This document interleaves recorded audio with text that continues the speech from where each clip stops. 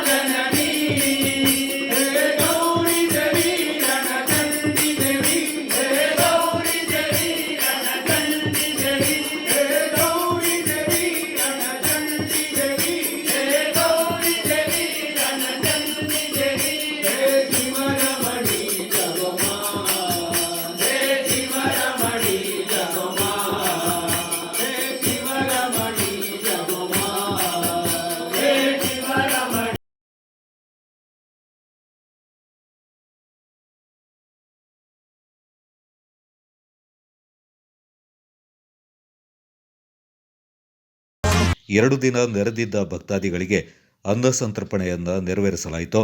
ನಗರಸಭೆ ಅಧ್ಯಕ್ಷರಾದ ಕಲಾವತಿ ಸೇರಿದಂತೆ ದೇವಾಲಯ ಸಮಿತಿಯ ಪ್ರಮುಖರು ಈ ಸಂದರ್ಭ ಪಾಲ್ಗೊಂಡಿದ್ದರು. ಆಯ್ತು ಇವರೇ ಆರಾಮಣ್ಣ.